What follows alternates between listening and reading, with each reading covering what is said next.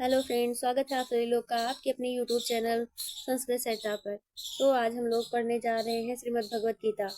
आप लोग देखिए, श्रीमद् भगवत गीता का ये द्वितीय अध्याय है जो कि हम लोग के सिलेबस में है। द्वितीय अध्याय का पहला श्लोक और इसमें ऊपर लिखा हुआ है संजय उवाच। इसमें 3 लोगों का वाक्य मिलता है। एक तो संजय का है जो कि धृतराष्ट्र को बता रहे हैं, वर्णन कर रहे हैं कि महाभारत के युद्ध में कौन घटनाएं कब और किसके द्वारा की जा रही हैं। ये घटनाओं का जो व्याख्याता है ये संजय है, क्योंकि इनको दिव्य दृष्टि मिली है। दिव्य दृष्टि इनको प्रदान किए थे वेद व्यास जी।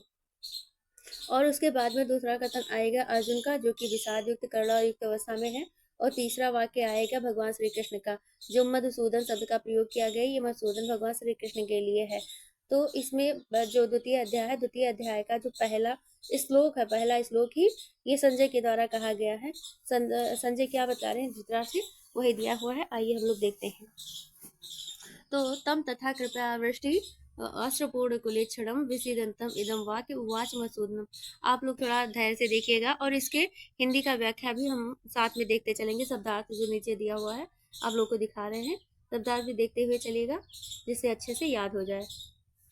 देखिए, यहाँ दिया हुआ तथा, तथा मानी पूर्वोक्त प्रकार से जो कथन कह चुके हैं संजय, ये संजय का वाच है और संजय अपने बारे में बता रहे कि जो हमने पहले कहा तथा पूर्वोक्त प्रकार से कृपया आवृष्टि करुणा से युक्त और अश्रुपूर्ण कुलेक्षणम, ये अर्जुन की ही वर्णन, अर्जुन के कथन जो घटनाओं का वर्णन कर रहे होंगे, इसीलिए कह रहे हैं कि पूर्वोक्त प्रकार से जो हमने कहा कि वो अर्जुन तम तम, ये संबोधन अर्जुन का ही है। तम उस अर्जुन का कृपया आवृष्टि जो करुणा से युक्त है, अश्रुपूर्ण कुलेक्षणम जो आंसुओं से पूर्ण व्याकुल नेत्रों वाले हैं, और विषीदंतम जो विषाद से युक्त हैं। ये देखिए तम, ये तम मतलब वही अर्जुन मधुसूदन, मसूदन भगवान श्री कृष्ण। इदम, इदम का अर्थ यह, वाक्यम, वाक्यम का अर्थ है वचन, उवाच, उवाच ने कहा। किसने कहा? भगवान श्री कृष्ण ने कहा। भगवान श्री कृष्ण अर्जुन से कह रहे हैं और ये बात संजय वहां से देख रहे हैं दिव्य दृष्टि से, तो वो धृतराष्ट्र को बता रहे हैं अपने शब्दों में। अब ये प्रसंग देख रहे हैं कि श्रीमद् भगवद गीता के द्वितीय अध्याय का यह पहला श्लोक है। प्रथम अध्याय में अर्जुन की विषाद युक्त अवस्था का वर्णन करने के अनंतर संजय महाराज धृतराष्ट्र से कह रहे हैं, संजय धृतराष्ट्र से कह रहे हैं। अब इसका अनुवाद हम लोग देखते हैं और व्याख्या साथ साथ देखने का प्रयास करेंगे, फिर इसका विशेष देखेंगे। तो थोड़ा नीचे संजय बोले कि पूर्वोक्त प्रकार के करुणायुक्त अश्रुपूर्ण व्याकुल नेत्रों वाले तथा विषाद युक्त अर्जुन से भगवान श्री कृष्ण ने यह वचन कहा। प्रथम अध्याय, इसकी व्याख्या देखते हैं। व्याख्या में प्रथम अध्याय में संजय यह बता चुके हैं। अब वो जो तथा कह रहे हैं, तथा मतलब पूर्वोक्त घटनाओं का यहाँ रिलेटिव करके बता रहे हैं कि प्रथम अध्याय में संजय यह बतला चुके हैं कि युद्ध भूमि में दोनों पक्षों में अपने सगे संबंधियों की ओर उन्मुख देखकर, युद्ध की ओर उन्मुख देखकर अर्जुन अत्यंत भयभीत और शोक संतप्त हो गए हैं। भयभीत तो नहीं हुए, लेकिन हाँ शोक संतप्त हो गए थे और युद्ध न करने की प्रतिज्ञा कर रथ के पिछले भाग में जा बैठे हैं। और उन्हें इस प्रकार से शोक करता हुआ देख आंखों से आंसू भरे हुए और मलिनता युक्त, मलिनता युक्त किसको? अर्जुन को देखकर मधुसूदन ने कहा, मधुसूदन ने कहा मतलब श्री कृष्ण ने कहा, युद्ध के लिए उन्हें प्रेरित करने के अभिप्राय से यह वचन कहा। अब इसके विशेष दिया हुआ विशेष देख लेते हैं कि इस श्लोक में श्री कृष्ण के लिए मधुसूदन पर्याय का प्रयोग किया गया है। अब जो मधुसूदन है ये साभिप्राय है। इसका अभिप्राय कैसे देखते हैं? मधुसूदन का अर्थ है मधु नामक दैत्य का वध करने वाले। अतः मधुसूदन शब्द श्री कृष्ण के वीरत्व का सूचक है। कोई जब वीर होगा तो वही मतलब जैसा शिक्षक होएगा वैसे ही शिक्षा प्रदान करेगा। तो मधुसूदन अर्थात मधु नाम का एक राक्षस था जिसको भगवान श्री कृष्ण ने मारा था, अतः यह मधु उस दैत्य का सूचक है। तो उसके वध करने के कारण ही भगवान श्री कृष्ण को ये नाम प्राप्त हुआ, मधुसूदन। और इसमें लिखा युद्ध क्षेत्र में वीर पुरुष ही उपदेष्टा होते हैं, वही वीर पुरुष का उपदेष्टा होना चाहिए। इस अभिप्राय से मधुसूदन पद का प्रयोग किया गया है। अलंकार शास्त्र की दृष्टि से यहाँ परिकर अलंकार है, परिकर अलंकार इसमें है। तो इस प्रकार हमने पहला श्लोक देख लिया। तम, तम ये आया है अर्जुन के लिए। तथा, तथा मतलब पूर्वोक्त प्रकार की जो घटनाएं कही गई हैं। कृपया वृष्टि यानी व्याकुलता से युक्त, अश्रुपूर्ण कुलेक्षण आंसुओं से पूर्ण, वो अश्रु से पूर्ण आंखों वाले, विषीदंतम विषाद से युक्त, इदम यह जो अर्जुन है, वाक्यम उवाच मसूदनम इनसे भगवान श्री कृष्ण ने कहा। अब हम लोग देखेंगे अगले श्लोक में भगवान श्री कृष्ण ने क्या कहा। तो यहाँ से है दूसरा श्लोक। इसमें भगवान श्री कृष्ण ने कहा, श्री भगवान वाच, क्या दिया हुआ है, कुतस्सा कलमस्मिदम विस्मय समुपस्थितम अनार्यजुष्टम अस्वर्गम अकीर्तिकर अर्जुन। यहाँ अर्जुन संबोधन के लिए दिया हुआ है। भगवान श्री कृष्ण कहते हैं, यहाँ प्रश्नवाचक कुतस्सा से शुरुआत करते हैं, कुतस्सा कलमस्मिदम विस्मय समुपस्थितम अनार्यजुष्टम अस्वर्गम अकीर्तिकर अर्जुनम। आप लोग अन्य भी देख सकते हैं। अब हम लोग व्याख्या देखते हैं। पहले शब्दार्थ और फिर अनुवाद देखेंगे। तो शब्दार्थ है, अर्जुन, हे अर्जुन,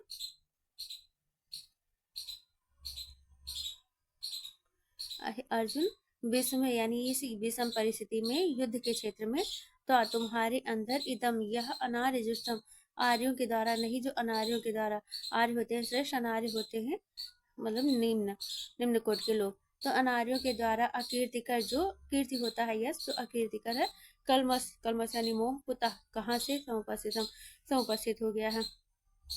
प्रसंग में देखते हैं, यह श्लोक भगवद गीता के 2 अध्याय से उद्धृत है। इसमें विषाद युक्त अर्जुन के मोह का निवारण करने के उद्देश्य से भगवान मधुसूदन उन्हें उपदेश देते हुए कहते हैं। भगवान मधुसूदन यानी भगवान श्री कृष्ण अर्जुन को उपदेश दे रहे हैं। 2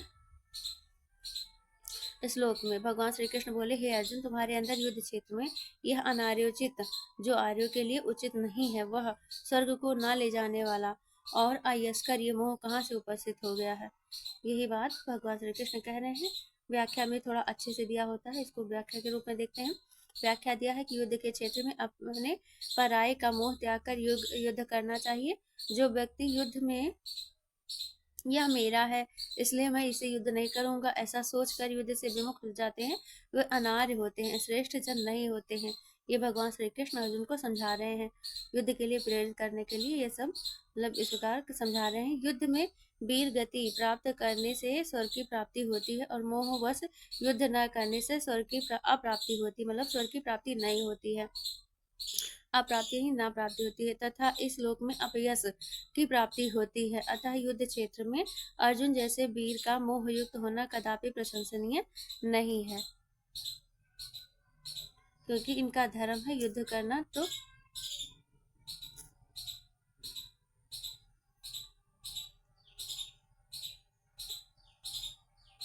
इस श्लोक में श्री कृष्ण आलंबन है और अर्जुन आश्रय है। श्री कृष्ण का उत्साह अस्थायी भाव है, अनार्य जुष्ट आदि शब्द उद्दीपन विभाव है और जुगुप्सा आदि संचारी भाव है।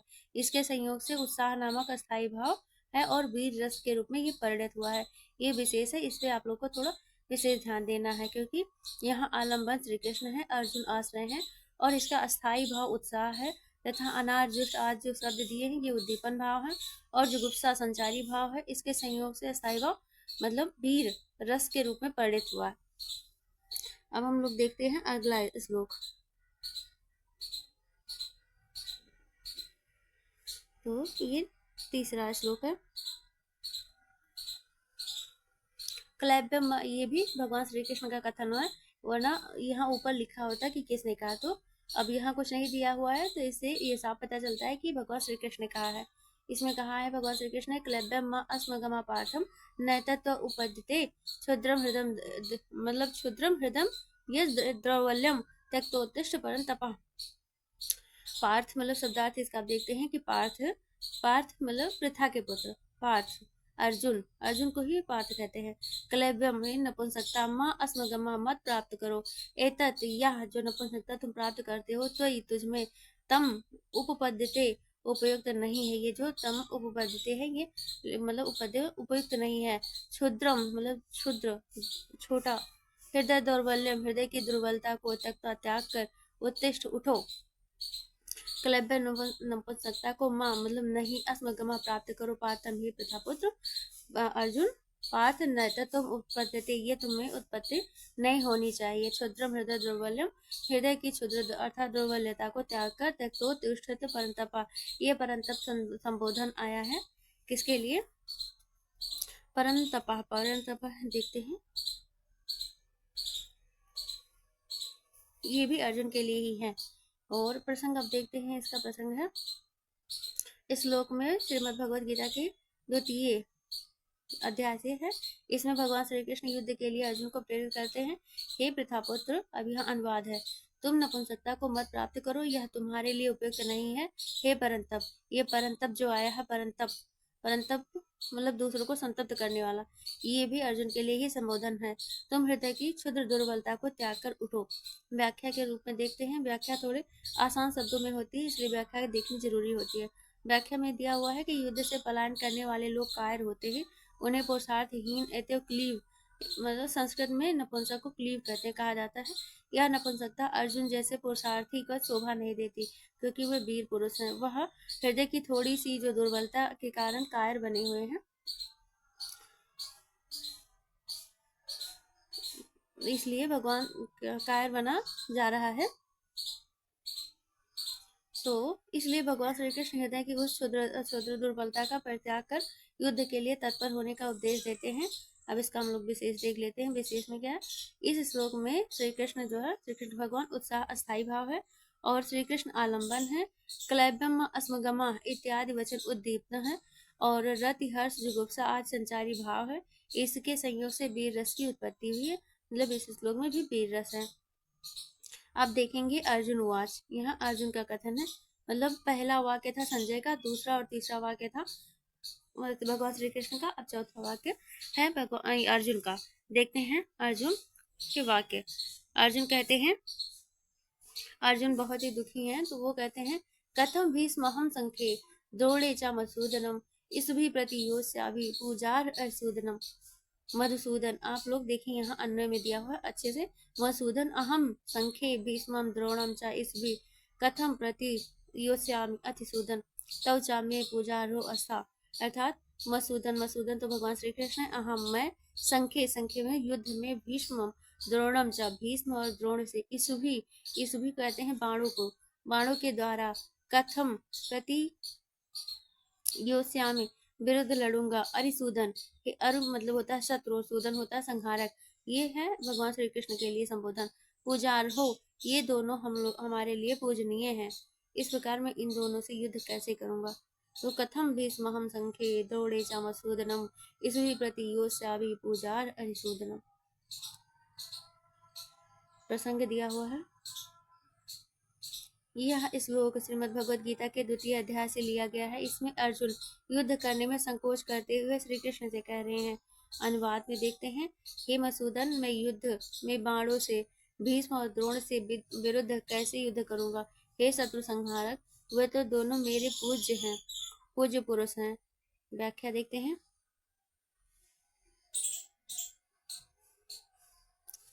व्याख्या, अर्जुन को अपने बाल्यकाल में भीष्म पितामह और द्रोणाचार्य से सर्वाधिक वात्सल्य प्राप्त हुआ था। वात्सल्य यानी प्रेम प्राप्त हुआ था बचपन में, जब वे बाल्यकाल में थे। अतः उनके मन में उनके प्रति अपार श्रद्धा है। आज वह ही पूज्य पुरुष युद्ध क्षेत्र में उनके प्रतिपक्षी के रूप में खड़े हुए हैं। अर्जुन को यही संकोच है कि जिन लोगों की वह आज तक पूजा करता रहा है, उनके ऊपर अपने बाणों से कैसे प्रहार करेगा। इसलिए वह युद्ध से विरत होना चाहता है। भगवान श्री कृष्ण के प्रति मधुसूदन और अरिसूदन संबोधन का प्रयोग करने के पीछे अर्जुन का यह आशय छिपा हुआ है कि श्री कृष्ण ने मधु कैटभ आदि शत्रुओं का विनाश किया था, स्वजनों का नहीं। जबकि भीष्म और द्रोण उनके शत्रु तो नहीं है, वह पूजनीय स्वजन है। यदि शत्रु होते तो वह भी उनका वध कर देता, किंतु वे अपने स्वजन हैं, यानी अपने हैं, इसलिए उनका संकोच कैसे, उनका वध कैसे किया जाए। इसलिए मधुसूदन और अरिसूदन, मधु भी राक्षस और मतलब अरिसूदन शत्रु होता ही है, तो शत्रुओं का वध करना आसान होती है, उनसे उतनी वात्सल्यता नहीं होती। लेकिन अपने तो पूज्य होते हैं, इसलिए वो इतना करुण व्याप्त कर मतलब विषाद से युक्त हो रहे हैं। इस श्लोक में अर्जुन के संकोच और भय भावों की अभिव्यक्ति हुई है। पांचवें श्लोक पर पहुंच गए हैं। पांचवा श्लोक देखते हैं। गुरून् हत्वा, ये कथन है किसका, ये कथन है संजय अर्जुन का। अर्जुन कहते हैं, गुरून् हत्वा, गुरून् मतलब गुरुओं की हत्या ही महानुभाव श्रेयो भोक्तुम भैक्षम प्रिय लोके हत्वात् कामासु गुरून् भुंजीन भोगान रुधिर प्रदग्धान। ही महानुभाव, क्योंकि हे महानुभाव, गुरु हत्या, गुरु की हत्या करके इस लोक में भैक्षम अभी, भिक्षा का अन्न खाना भी श्रेष्ठ होता है। भोक्तुम श्रेया, मतलब भिक्षा का अन्न खाना श्रेयस्कर है। गुरु हत्या ही इहो रुग्ध प्रदग्धान, अर्थ कामान भोगान भुंजनीय। आइए इसका शब्दार्थ देखते हैं। शब्दार्थ है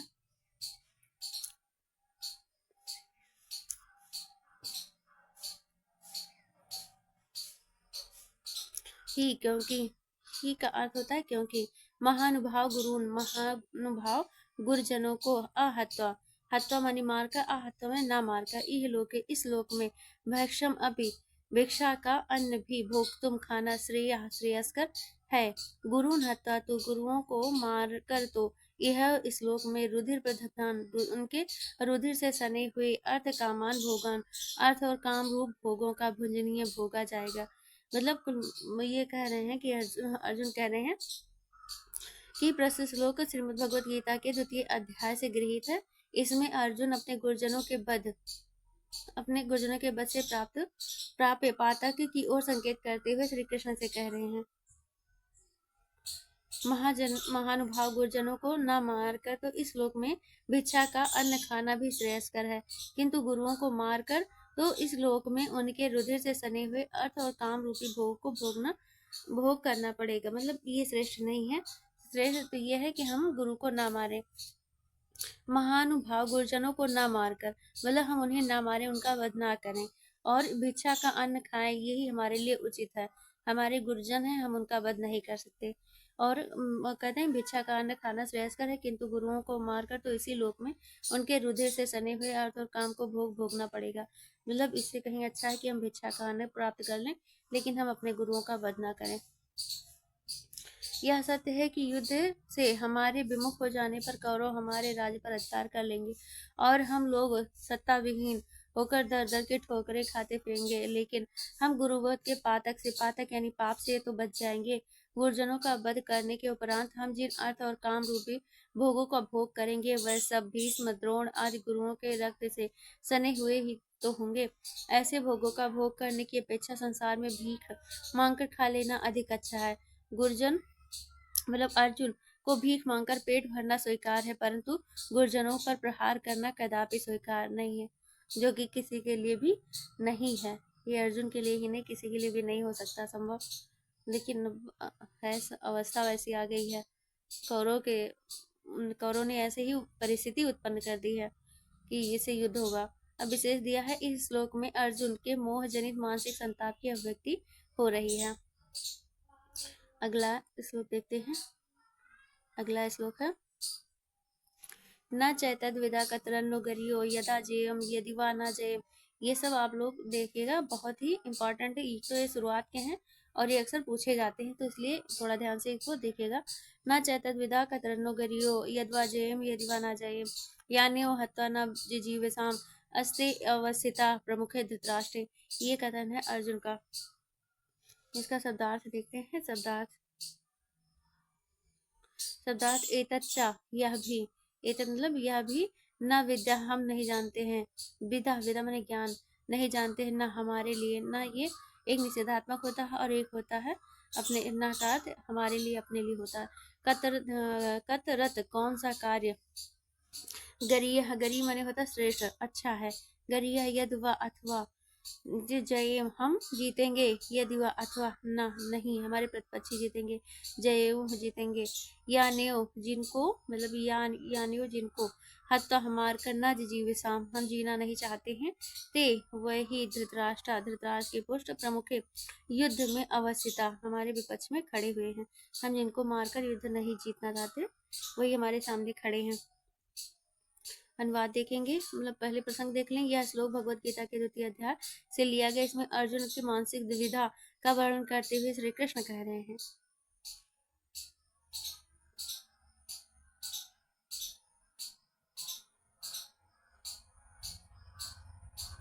हम तो यह भी नहीं जानते हैं कि युद्ध करने और ना करने में से कौन सा कार्य श्रेयस्कर है, अथवा हम जीतेंगे या हमारे प्रतिपक्षी भाई जीतेंगे। जिन लोगों को मारकर हम जीना नहीं चाहते, वही धृतराष्ट्र के पुत्र हमारे सामने खड़े हुए हैं।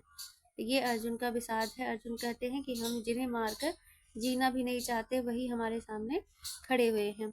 भीष्म द्रोण को प्रतिपक्ष में खड़े देखकर अर्जुन की समझ में नहीं आ रहा है कि वह कौन सा मार्ग चुने, युद्ध करने का या युद्ध न करने का। यदि श्री कृष्ण के कहने से वह युद्ध का मार्ग ही वर्ण कर लेता है तो उसे यह भी विश्वास नहीं है कि वह उस युद्ध में विजय उसी की होगी अथवा कौरवों की भी विजय हो सकती है। विजय रहित युद्ध करने से क्या लाभ, और यदि विजय हो भी जाती है तो उल्लासपूर्ण नहीं होगी, क्योंकि धृतराष्ट्र के पुत्र उनके सगे चचेरे भाई हैं। उन्हें मारकर अर्जुन आदि पांडव क्या स्वयं जीवित रहना चाहेंगे? कदापि नहीं। ऐसी स्थिति में तो युद्ध ना करना ही अच्छा है। विशेष में देखते हैं क्या दिया हुआ। विशेष है इस श्लोक में अर्जुन के संशय, तर्क, संताप आदि भाव की अभिव्यक्ति दी हुई है। अब हम अगले श्लोक पर देखते हैं। अगला श्लोक है, बस इतना ही है आज। अगला श्लोक है कि कार्पण्य दोषो उपह स्वभाव पृच्छामि तुम धर्म सम्मूढ़ चेता यश्रेयो निश्चितम रोहितन में शिष्यो हम साधिमाम तुम प्रपन्नम। ये वाक्य अर्जुन का है और इसे आप देखिए। कार्पण्य दोषो उपह स्वभाव अहम, ये कौन है? कार्पण्य की दोष से उपह स्वभाव वाला कौन है? ये अहम मतलब अर्जुन कह रहे हैं कि मैं तो कायरता के दोष से उपह स्वभाव वाला हो गया हूँ। धर्म समूढ़ चेता, धर्म के विषय में मेरी चेतना विलुप्त हो चुकी है, मैं समझ नहीं पा रहा हूँ। तुम पृच्छाम, इसलिए मैं आपसे पूछ रहा हूँ। यत निश्चयम श्रेय स्यात् तत् ब्रूहि, जो हमारे लिए श्रेयस्कर अर्थात कल्याणकारी है वही आप हमसे ब्रूहि यानी कहें। अहम ते शिष्य, मैं आपका शिष्य हूँ। तुम प्रपन्नम साध, मैं आपकी शरण में आया हुआ हूँ। कार्पण्य दोष उपह स्वभाव पृच्छामि तुम धर्म सम्मूढ़ चेता यः श्रेयो निश्चितम ब्रूहि तन्मे शिष्यो हम साधमाम तुम प्रपन्नम।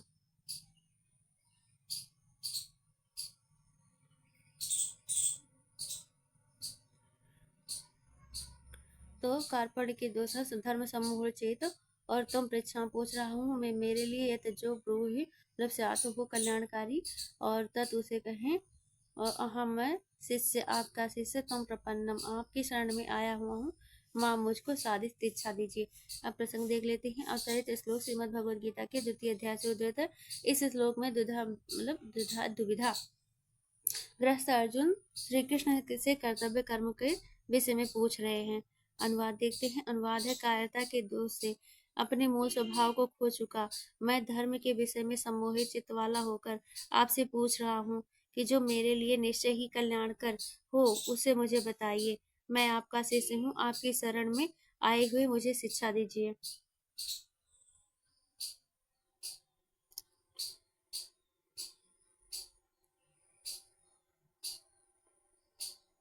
इस प्रकार हम लोगों ने 7 श्लोक देख लिए। अब अगले का आगे का श्लोक अगले पार्ट में देखेंगे। तब तक के लिए नमो नमः।